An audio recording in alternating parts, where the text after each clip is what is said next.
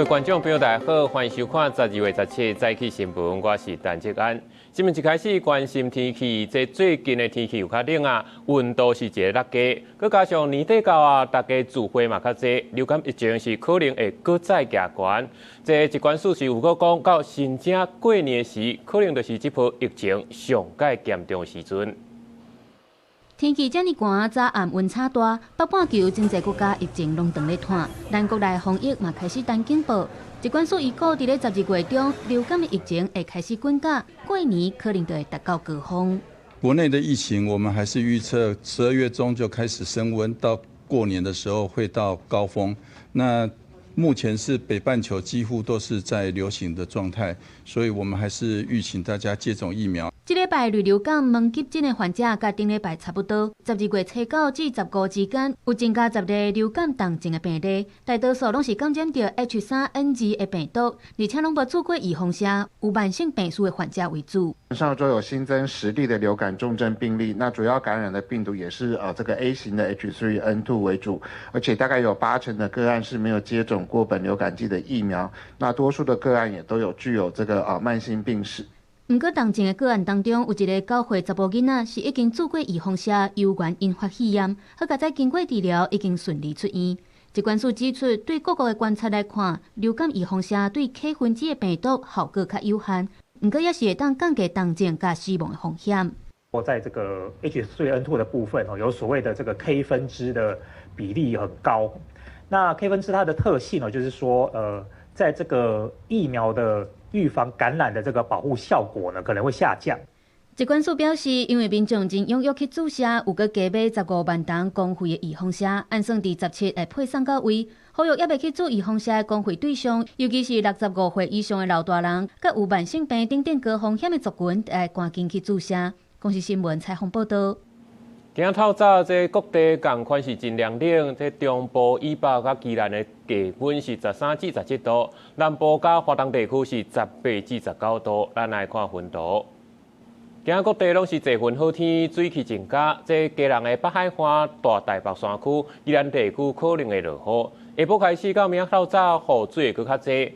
中南部这2天透早开始起蒙雾。日时甲暗时温度差真济，嘛提醒这各位观众朋友来多多注意。刚来看云林观众的一则鸭寮，发现确诊 H5N1 禽流感的疫情，嘛杀超过5000只鸭。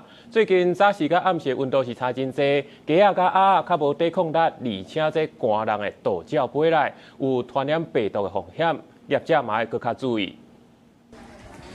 伫遐行来行去，看起来是无啥物个样，但是云林县防疫所做秋冬的强化监测发现，元中乡的这个鸭场确诊 H5N1 鸭型高病原性禽流感，嘛是今年全台头一个感染到禽流感的饲鸭场。15号完成扑杀作业。主动监测时发现本县原长乡一肉鸭场确诊 H5N1 亚型高病原性禽流感。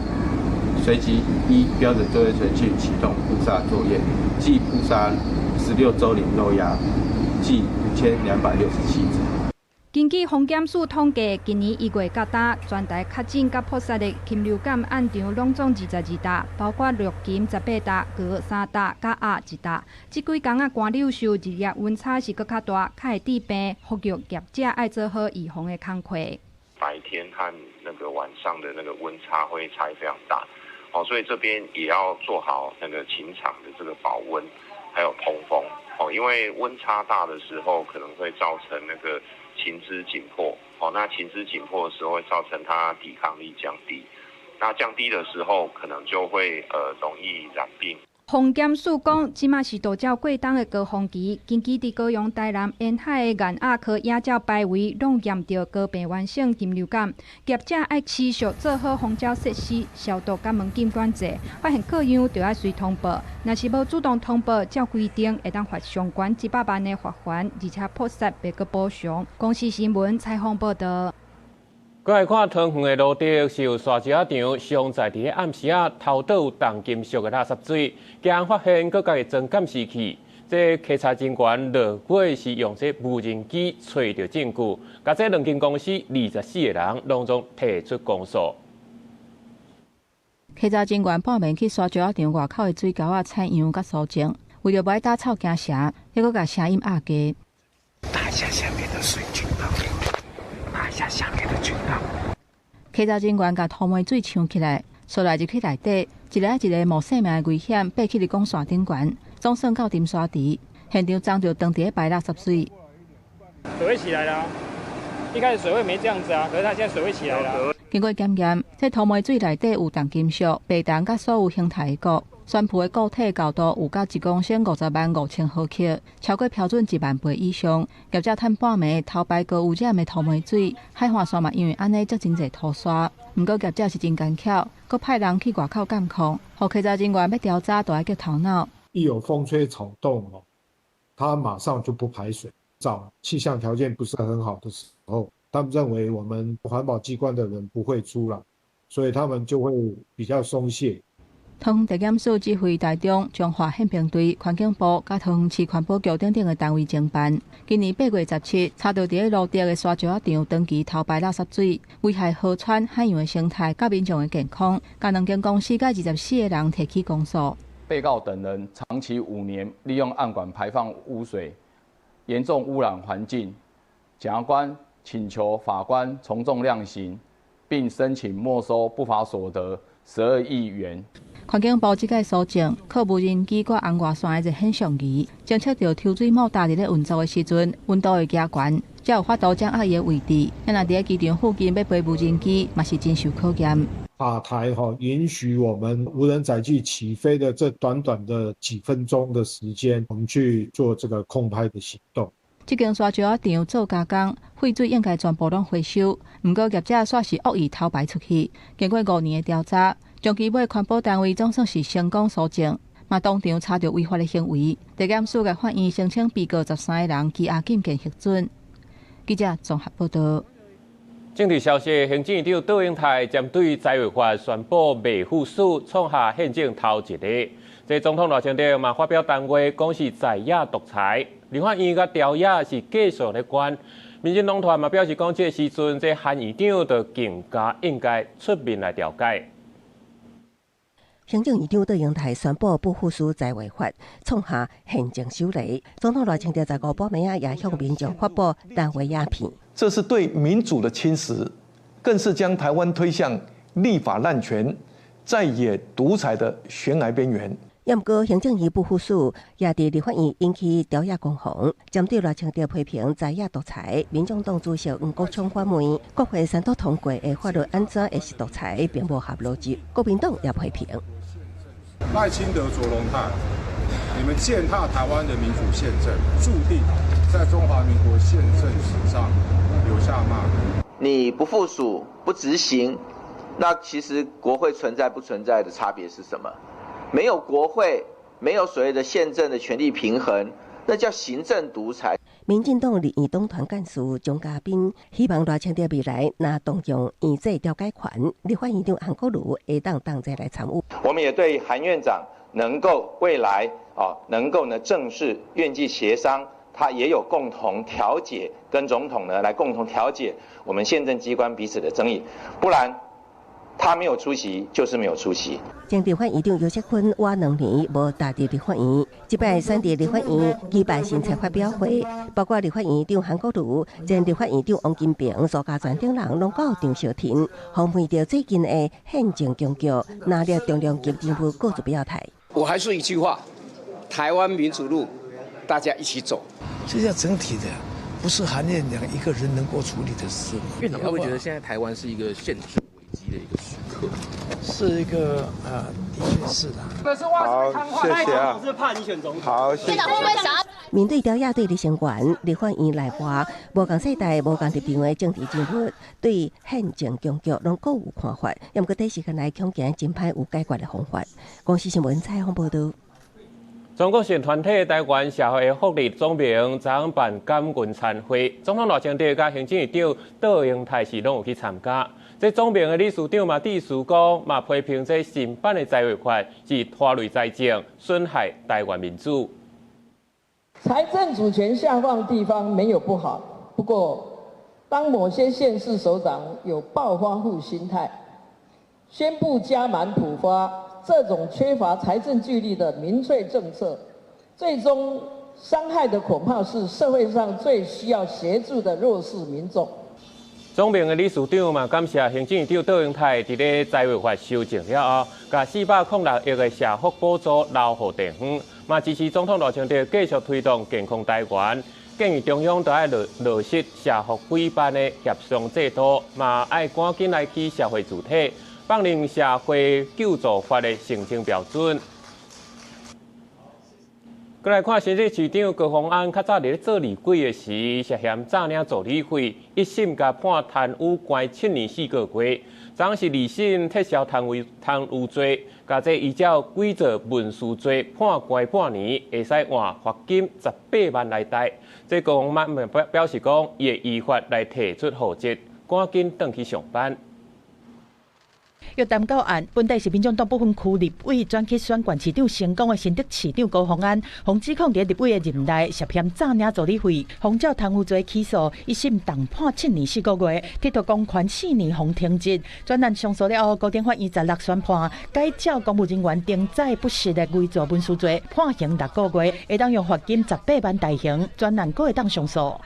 高虹安共同犯使公务员登载不实罪，处有期徒刑6月，如一科罚金以新台币1000元折算1日。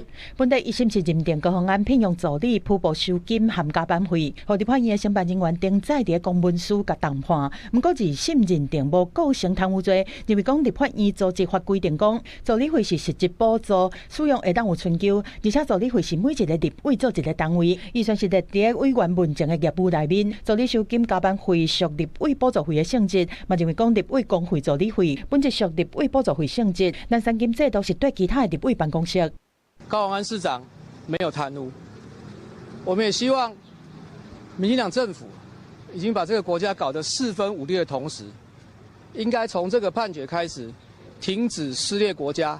民众党知影判决的结果是党委要求停止司法的追杀，因为高虹安二审方认定无贪污犯罪事实，嘛无坐监的问题。根据地方制度法，会当申请复职。市府已经向内政部提出申请，对这内政部回应讲，等因收到复职的申请了后，因会依法来办理。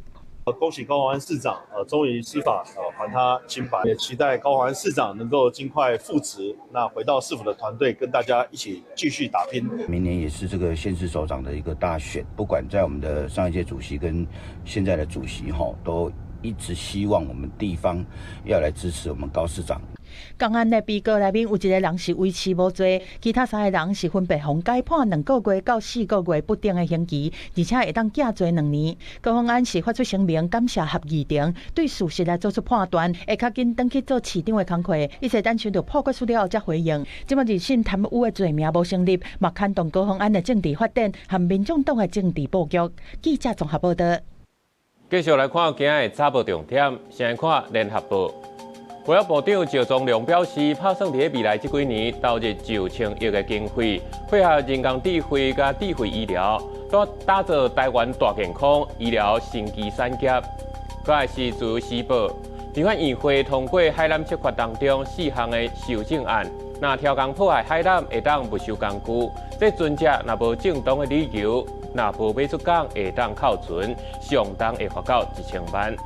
最后是中国时报，台电明年开始就要取消省电奖励金，上无会当由台84块的规定，有果有大概500万的用户会受到影响。去年卫福部传出讲有主管对下司来霸凌，这监察院认为讲这处理无妥当，嘛造成讲这侦查的结果未当互人信服，所以对卫福部是提出纠正。另外嘛有查到5位主管涉嫌霸凌，这监察院也通过弹劾，以上听解法院来审理。去年12月，卫福部传出有几个主管涉及工课场的霸凌，虽然内部调查有处分，不过监察院认为卫福部处理工课场霸凌案伤过潦草，亲像文管调查，无甲调职个离职的人员包括在内，嘛无落实清查等等。历史调查的结果公平性、处理的比例原则受到质疑，所以16通过纠正卫福部。我们当时觉得那份报告是有问题的。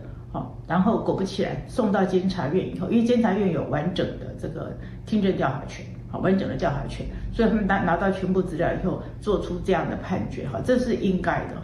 另外，卫福部所属的5个检验主管，因为涉及严重工课场不法侵害、甲工课场霸凌的行为，监察院嘛通过弹劾，包括保护司前检验视察林春燕、长照司前专门委员王玲仪，甲社工司检验视察王燕琴3个人，长期滥用职权，甲剥削大细声、无理体文、讲话口舌等等，致使真侪同仁身心受创伤。另外，现任长照司长祝建峰要求同仁伫咧休困时间深渠，影响剥削休困的权益。主任秘书刘玉官是达不时的情绪失控，会甲同仁匹配叫等等的行为。这5个主管侵害剥削的人格权、名誉权甲健康权，升等机关的名声，专案以上天盖法院审理。我们会进一步尽速的展开了解哈。那么如果有新事证，我们也不排除这个重启调查。赵总良强调讲，未来会持续强化工课场霸凌防治教育，让同仁了解申诉的管道是通透的，嘛会请人事处重新检视部长的信箱处理的流程，敢有需要改进的所在，相关的检讨会用上紧的速度来完成。记者综合报道。中央航空的空服人员破病上班不幸过往，桃园市空服员这个工会去到中央航空抗议，希望会当开放工会参与霸凌调查，嘛要求中央航空要赶紧甲死者家属来讨论赔偿。中央航空是表示有积极调查，会继续检讨。昨天公祭，今天忘记。手举标语徛伫中央航空公司门口抗议，桃园市空服员职业工会16要求讲，要随赔偿家属含随协商，嘛呼吁中央航空开放工会参加工课场霸凌的调查，确保规个调查过程是公正透明的。目前我们知道的是，公司并没有给出一个甚至是道歉或者是合理的赔偿，目前家属是说都没有。如果他真的体恤家属，希望他现在就出面谈这件事情。那我们工会也要强调，事发已经过了2个多月，只要家属没有放下，对我们工会来说，这件事就没有解决。针对细孙的空服员破病，搁去做工课，结果过身，工会表示讲，劳动部顶个月20的调查报告，明确指出中央航空的请假制度和现场的点数有真侪项缺失，侵害空服员的权益。这个争议嘛，促成劳动部修改多工请假的规则，保障10天的破病假袂当受到不利的处分。各国籍的航空嘛，小连续修改内部的规范。本于保护劳工权益立场，以函文要求长荣公司依劳动部订定之执行职务遭受不法侵害预防指引，成立包含外部专业人员之调查小组，启动疑似职场不法侵害事件调查。中央航空回应讲，对细孙的空服员的事件发生以来，因积极调查检讨和落实各项改善措施。另外嘛，已经针对敢有涉及工课场的霸凌做调查。另外，针对抚慰的部分，嘛和家属保持联络，除了表达慰问，甲当日的笑脸卡片转交给家属，嘛已经寄抚慰金和双重补助费用申请书给家属签名寄转来。所以来家属若是有任何需要，中央航空嘛会全力提供必要的协助。公司新闻综合报道。国际上紧来看墨西哥一台世代飞行机飞到一半摔来，尚无7个人死亡，阁有3个人是下落不明。因为这摔落的所在是伫咧工业区，官方嘛赶紧撤离附近的居民，当中撤离130个人。救护车驶真紧过去，赶到飞行机失事的现场，刚才看到摔飞行机现场骹球场的草仔地，是烧甲规片草灰搭，内面的建筑各方弄甲沙石散甲规涂骹。墨西哥一架注册号是 XA Pro 的小型私人飞行机，10摔伫中部城市托卢卡，有够大声嘛，互附近的居民拢惊到。Que giró como cuando se zafa un ventilador. Y ya luego oímos la explosión, hasta se movió. Bueno, íbamos en la camioneta. Y ya luego vimos salir el humo. Pensábamos que era una empresa, pero dicen que es una avioneta. 事故的现场是伫水码头阿腾科工业区，离托卢卡机场差不多有5公里远。当局查到这架私人的飞行机是对墨西哥的度假胜地阿卡普尔科起飞。迄当阵飞行机顶有8乘客2个机组员。飞到事发现场附近的时阵，敢若拍算要紧急迫降伫骹球场，所赶快失控挡着附近一间店家的金属厝顶，引发大火。Se están haciendo ahorita los trabajos de contención, se tuvo que evacuar 2 cuadras a la redonda porque la bodega donde cayó había tanques de combustible y de gas, entonces se tuvo que, como una actividad preventiva en coordinación con Protección Civil, 目前搜救人员已经在事发的现场找到正在库升溪的尸体，各有少数人失踪。另外，社会电机引发的大火，中国当局是紧急先撤离差不多130个居民。社会电机的原因，搁要进一步调查。公司新闻陈世龙编译。针对罗西亚甲乌克兰战争，其中乌克兰的赔偿机制国际索赔委员会是正式来成立，一来负责裁定目前超过8万件的战争赔偿申诉。另外，这乌克兰也提出讲，希望双方伫咧耶诞节，双方会当暂时来停火。不过，罗西亚是坚持讲和平协议就先来超好势才去讲。乌克兰总统泽连斯基16甲欧洲各国的领袖伫荷兰海牙签署协议，成立国际讨赔偿委员会，负责来评估甲决定每一个个案赔偿的金额，为未来要甲罗西亚追究责任甲讨赔偿来铺路。We expect that every mechanism for compensation from the Register of Damage and Claims Commission to the actual payments will start working. We must stand up for the victims of this brutal war of aggression. 目前申诉超过8万件，日记包含对2022年2月24日罗西亚发动军事行动以来，伫乌克兰境内或者是行动所造成的物质、人身伤害，还有其他违反国际法的行为。不过资金的来源犹原是一个难题。欧盟正咧针对冻结罗西亚资产的使用方案激烈讨论，尤其是比利时是犯了法律的风险来反对。德国甲其他主要的国家希望计划会当赶紧落实。因为罗西亚官方是对这个委员会成立态度真消极，而且怀疑自发甲政治效力。另外，乌克兰是希望伫咧耶诞节进前会当停火，暂停对重要能源基础设施的攻击，通好度过这个寒冬。І тепер з усіма цими реакціями, я думаю, що американська сторона буде контактувати з російською стороною, і після цього буде вже зустріч з Україною в Сполучених Штатах Америки. На рівні переговорних груп, я думаю, що найближчими днями. Дать передышку Украине и подготовиться к продолжению войны. Мы хотим остановить эту войну. 罗西亚外交部的副部长认为，罗西亚甲乌克兰得要达成互双方冲突结束的外交方案。普丁政府已经准备好要达成协议，希望愈早愈好。因为美国政府无签名的官员表示讲，两国之间的争议有90%会当得到解决。公司新闻吴文玲编译。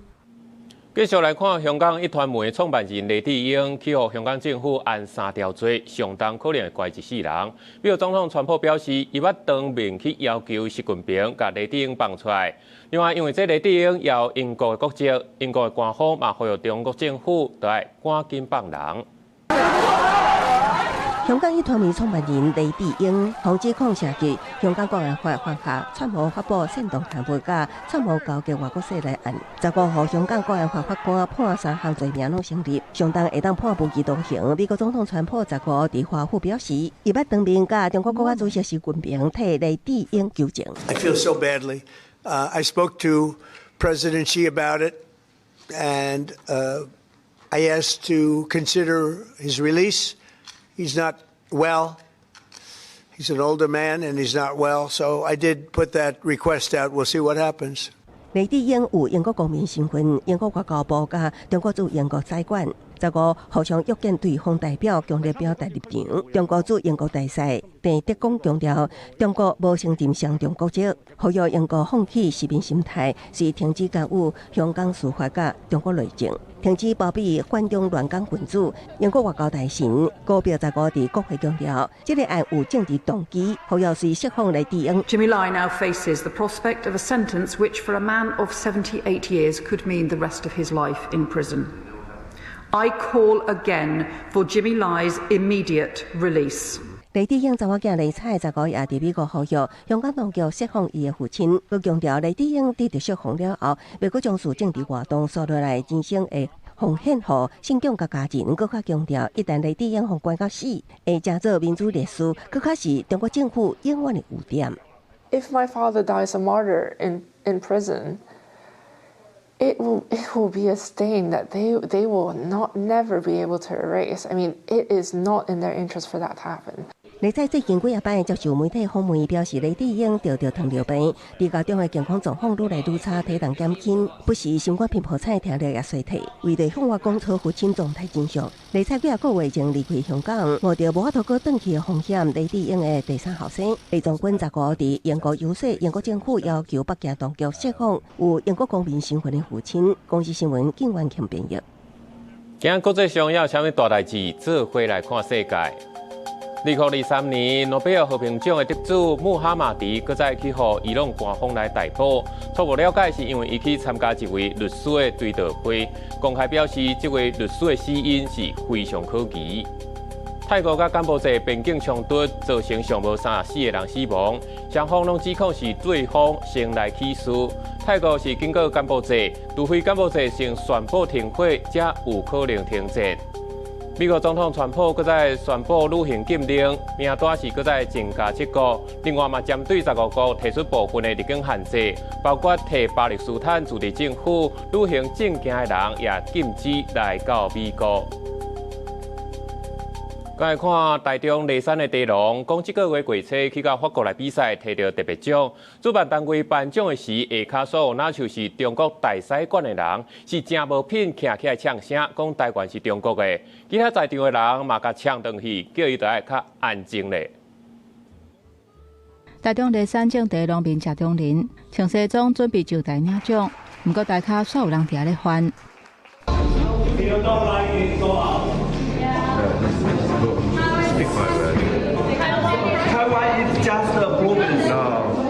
有中国的人员伫遐大声咧反比吧，想要干扰颁奖，不过煞是引起现场其他人士的不满。台中的主办单位嘛无咧甲休，这个为台湾台中梨山来种茶农民谢中林，这个月初去法国巴黎参加法国茶米国际比赛，伊的茶米得到大会特别奖。当伊要上台领奖的时阵，煞是去互中国呛声。谢中林讲，伊的心情是无受影响。当下我蛮冷静的，因为觉得就不要理他们就好。当下看到那么多国家，其实都在帮我们说话，跟支持我们，所以我觉得还内心还蛮温暖的了。谢中林讲，即个为着提升咱台湾的知名度，以梨山高海拔的关度，配轻发感的工法，带出清芳甲后韵，还佫有把水的口感，得到国际的肯定。讲到中国的态度，伊是无啥要义。咱外交部讲，除了背回中国的讲法，嘛强调咱国是主权独立的国家。务实体认，只有透过和台湾对等以及尊重的对话，以对话取代对抗，理性看待两岸现实，停止对台湾以及国际社会无理的施压以及胁迫，这样子才能改善两岸关系。外交部讲，即届有18个国家300多件的产品来参加比赛，咱国摕到真出色的成绩。即届活动有清楚标示咱国的名，嘛有展示国旗，已经做真清楚的区分。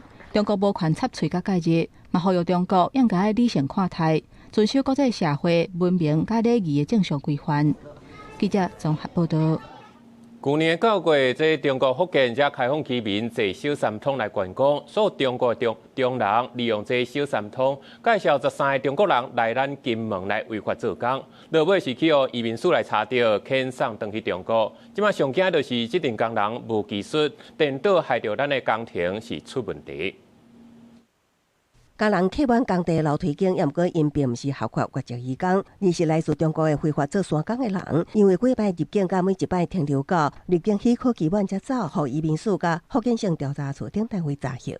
3人皆已违反台湾地区与大陆地区人民关系条例第15条之规定，移送福建金门地检署侦办。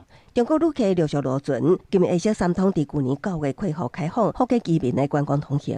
中国在西岸甲西南查甫人，就请假观光名7月起，先中人13名国人士透过小三通来到金门，伫现场查某建商的工地非法属建筑等工作。侦结后，向福建金门地方法院申请简易判决处刑。其他非法工作的入籍人士则依法强制出境，并限制一定期间内不予许可入境。工地内并油菜、水电等工作拢爱人力。洪遣返的中国学工日薪大约1700到2000，甲台湾10工日薪差不多。也毋过有师傅表示，部分学工因为两岸工法无同，也是欠技术，恐惊影响施工品质。线都没有按照规矩，然后都乱接线，然后射线都不一样，然后导致我们后期的去维修的，然后还在那边插线，然后有些还会被电到这样，然后很麻烦，那个很危险啊。因建业欠工严重，也毋过依据两岸人民关系条例，请用中国人非法做沙工，会当处3年以下有期徒刑、拘役，也是并扣60万以下罚金。移民署也提醒雇主毋通拖薪拖命。公司新闻采访报道。出国食头路，煞互人拐去东南亚做诈骗的新闻是真多。不过，即马要注意，这地点可能换，可能甲你拐去日本。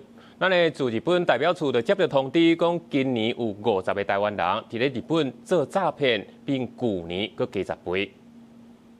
民国112年的时候只有4位，然后113年有5位，那到今年为止呢，已经达到这个50位，好，所以说是一个非常爆炸性的一个增加啦。有部分的国人他们是误信所谓的叫这个暗黑打工啊，可以免费招待日本旅游，然后可以打工的这样的网络讯息，在不知情的这个情况下呢，触犯了当地的法律哦。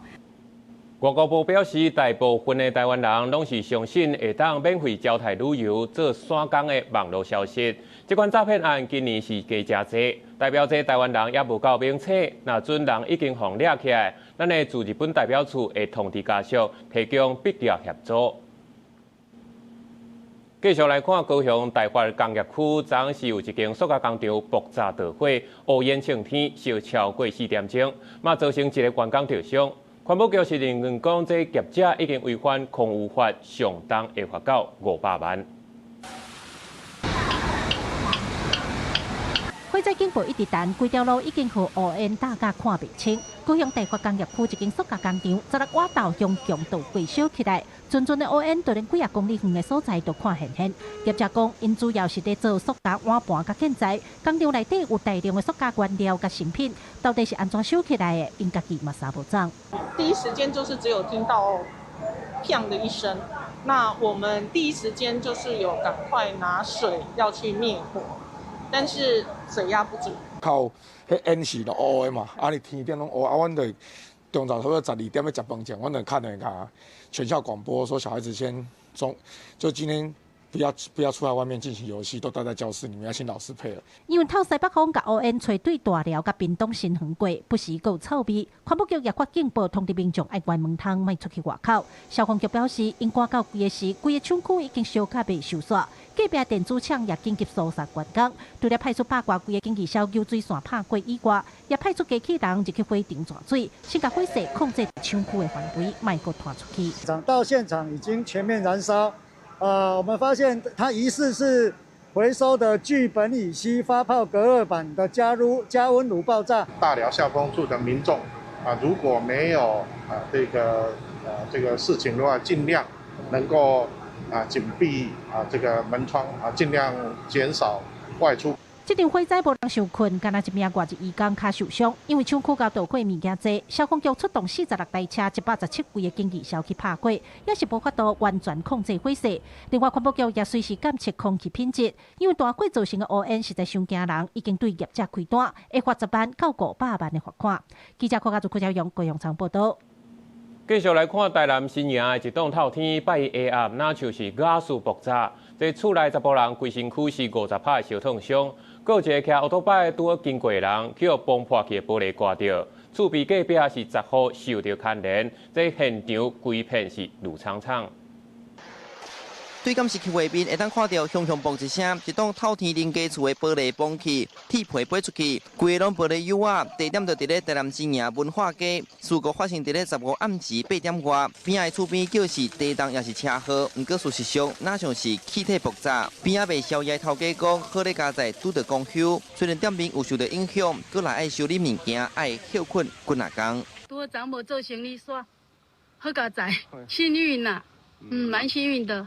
隔壁是大尔，徛街尔。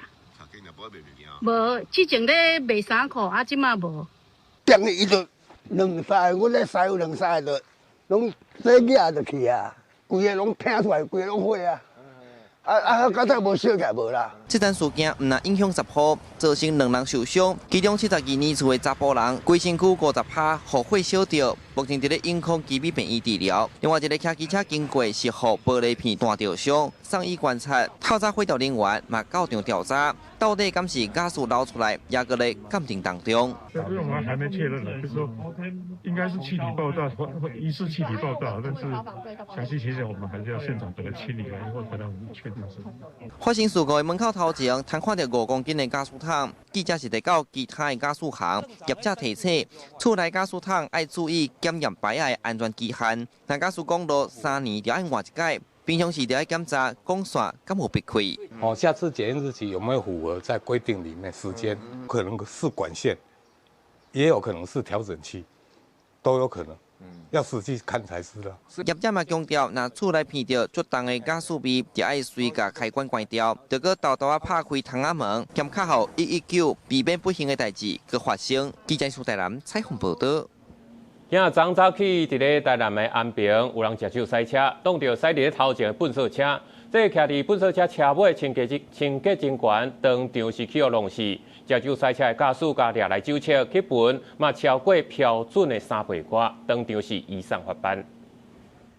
民间粪扫车的驾驶发觉到车后道风大力弄落，紧落车甲看，发现当时就掉伫两车之间，赶紧请民众协助通报。我坐下来就砰一声很大声啊，然后我什么事他就看到我面看就是他车子已经撞到了。地方为着解决冲粪扫机具卡手无够问题，有时阵委托环保公司冲粪扫。早透早8点外，这架民间的粪扫车来到安平区庆平路收粪扫。23岁粪扫车人员姓陈的女性，出动时到车后道较近作业的状况，煞互后壁的驾驶弄落去。这个女性当场失去意识，送病院救无回来，吊水驾驶也卡腿骨折。我们有定点垃圾，然后就是停在那边，然后我们都有放分脚车。是否就是要看里面有没有回收，然后就被后车直接撞伤。这粪扫车的环保公司表示，这个死者才做无到3个月，表现真认真，也对行车记录器发现后边的驾驶弄落去进前无打动的款。第一时间接到司机的通报，也是非常难过，就先赶来现场协助处理这样子。我看行车记录器这样子，都没有刹车的痕迹，造成陈姓轻贼队员不幸身亡。郑男脚部骨折，送医治疗，经4/9测值超过法定标准。根据了解，吊水驾驶酒测达0.95，已经超过法定标准的3倍。公司新闻采访报道。高雄新园区有一间停车场门口是写讲停半点钟收20块，24点钟上侪收甲100块。不过，有民众讲，伊只停4点钟尔，刷起降200块。这业者是表示讲，应该是这车主家己有刷车换停车价，才会加收钱。高雄市新兴区这搭新开的停车场入口处告示大的字写着半点钟收20，一天上最收100，拢总16架停车柜就可以用以来全部拢停地点。15度民众看到停车柜俗，甲车停一摆，想要到最后要走的时阵，煞爱纳200块。民众讲，因为立字的边啊，有另外一个告示写半点钟50，一天上最收500。不过伊迄天差不多停4点钟，无论用倒一种算法，拢算袂下。停还不到一整天啊，比上线还贵。对啊，因为大家对于这种事情一定就会觉得说莫名其妙的，怎么会多收费啊？这样子，对啊，就钱在难赚了，然后又来这边被骗钱。我昨天停了将近一整天，对，才100块呢，不对的。那为什么那个版主会遇到那种状况？对啊。来到现场，拄着同款来遮停车的民众，伊提出发票讲，因为停车场这阵仔拢甲车驶来遮停，就算停超过6点钟嘛，拢是收100块。为什么同一个停车场当事人煞出现收贵订单的代志呢？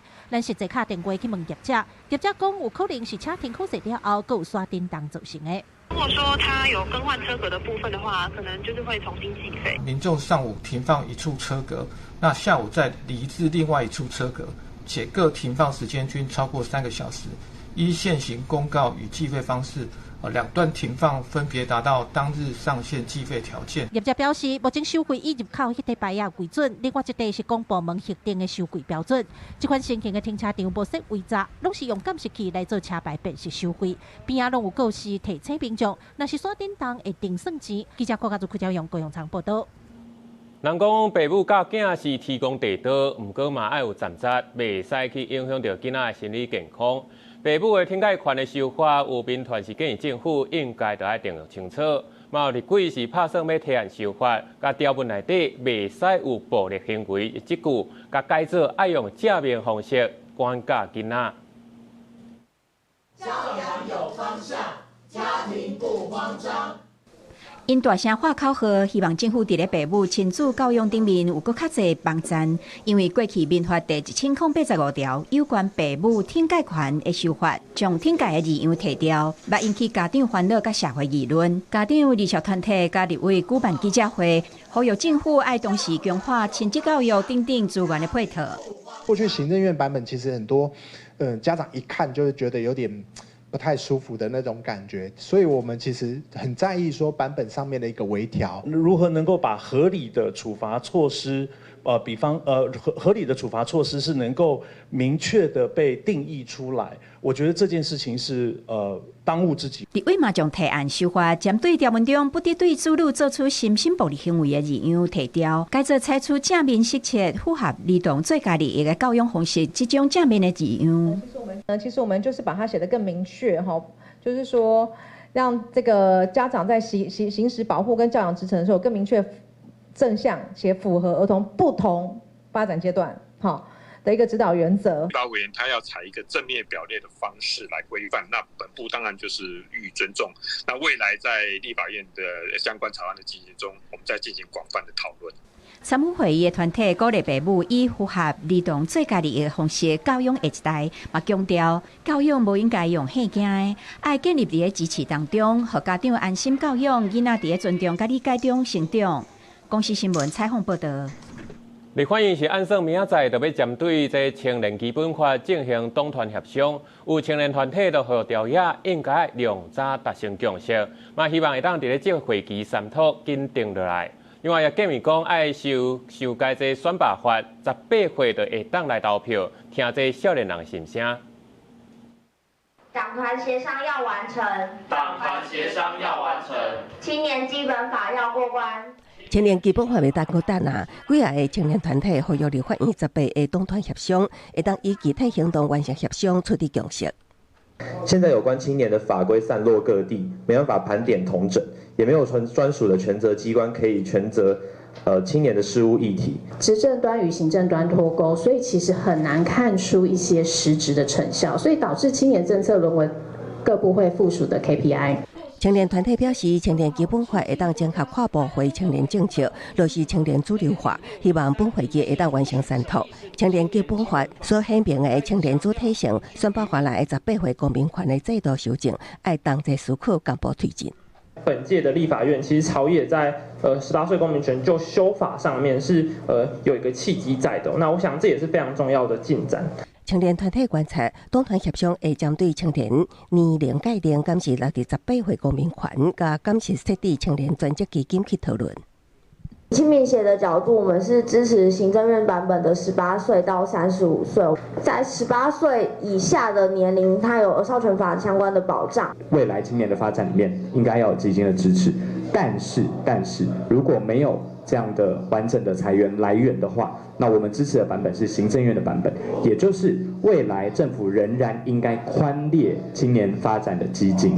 唔通伫选举过了后，才话讲重视青年，听青年的声音。青年团体搁一摆表示，青年基本法甲18岁公民权的落实，会是检验政治敢是真正回应世代正义，对现选后承诺的重要指标。公视新闻采访报道。民间团体开记者会，呼吁中央推动社会主体爱改革。因为像台北、新北、桃园、甲高雄，虽然拢有 TOD 放任用这个政策，所无强制要求申请者都要提出土地来起社会主体。那亲像台北捷运的开发案，社会主体是起咧，等到这契约到期，捷运局就随甲这处袂掉，根本就无顾人民的居住权益。总统赖清德选前承诺要伫8档内起13万户的社会主体，不过行政院长杜英台进前煞嘛讲社会主体用地取得无简单，希望引进民间资金，以多元的方式来推动。16载起，民间团体召开记者会，呼吁政府推动社体改革，整合轨道建设和主体政策。内政部它应该可以透过它都市计划、西部计划的审议的规范，来具体的落实要求地方政府，你要做增额容积的东西，你一定要拿一定的比例做社会住宅。民间团体指出讲，目前已经建设捷运的县市，亲像双北、桃园、高雄，都已经实施 TOD 放宽拥挤政策。不过，伫回归主体也是可负担主体义务，双北拢是当互申请者家己选回归方式，无强制要求一定要选回归主体，也是可负担主体。尤其桃园和高雄，佮只要交代金就会使。观察捷运联合开发案，台北市的处分方式是甲114年进前取得的3方形的主体，伫租约结束了后卖掉。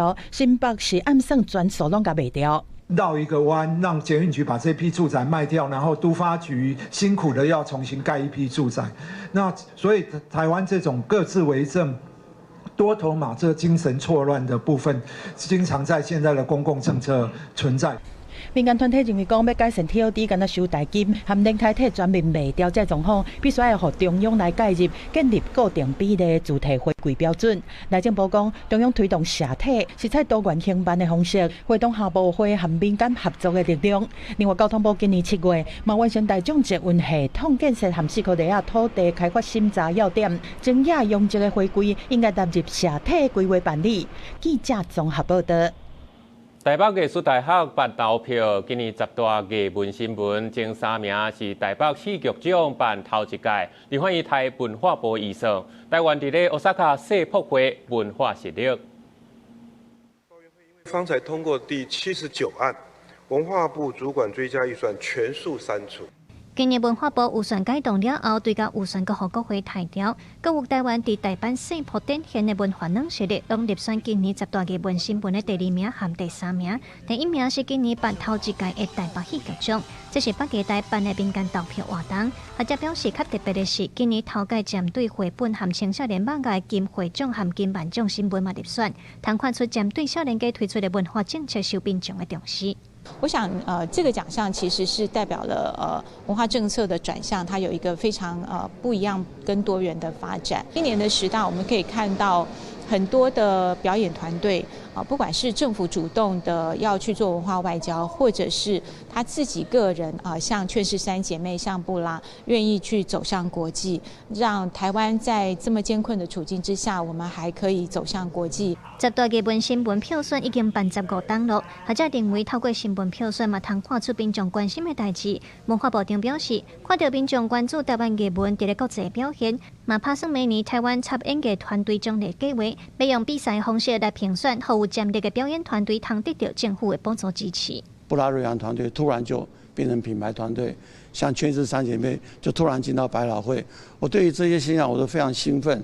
换句话说，台湾的文化产业能量非常的高，所以我从今年开始，我很希望在台湾 Top 团队里面，我们每年要比赛。今年10大艺文新闻内底，和文化部相关的都有5项。部长李万表示，文化发展爱靠民间和政府合作，和长期的文化政策规划。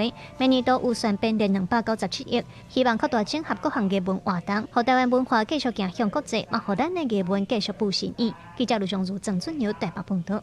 后礼拜就是耶诞节啊，耶诞老人准备要送礼物。今年荷兰的耶诞村都收到50万张，来自全世界批，加上济批国家有咱台湾嘛加未少。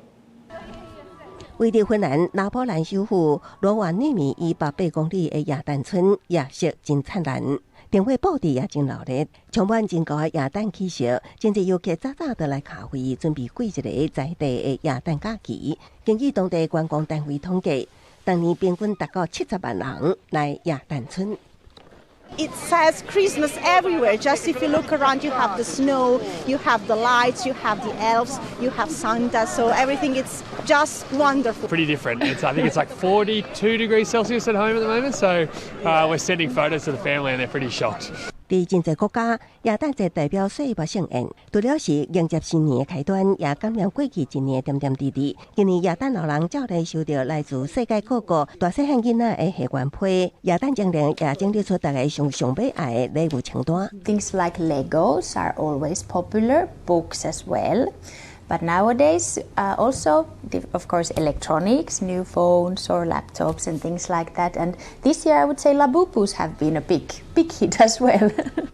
在现代社会，电邮甲线顶通信已经取代传统配件。也毋过，耶诞村当年收到的批犹原是真侪，当地邮局统计平均是达到50万张。上踊跃来配的国家甲地区，分别有波兰、意大利、台湾甲日本。耶诞节伫要到啊，耶诞老人读完愿望批，做好最后的送礼准备。伊伫出发之前，也无忘记咧传达今年的耶诞祝福。And I hope this Christmas we could take a moment to think about how could Christmas bring us closer to each other. How could we all live in peace together around the world? 耶诞老人也分别用各国语言祝福世界各地的人，共同守护地球，将耶诞季节的精神分享给每一个人。公司新闻刘淑芬编译。天气报你知，今日各地拢是侪云好天，水汽增加。即基隆北海岸、大台北山区、沿岸地区可能会落雨，也中南部的日时甲暗时的温度可能会差真侪，嘛提醒观众朋友要多多注意。下晡晡天气写款来看详细资料。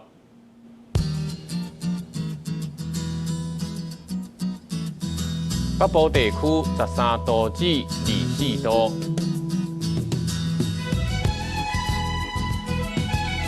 中部地区14度至26度，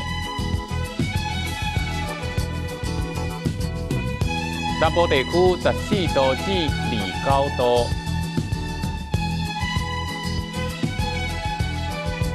东部地区16度至26度，外岛地区15度至23度。各未来3天的气象。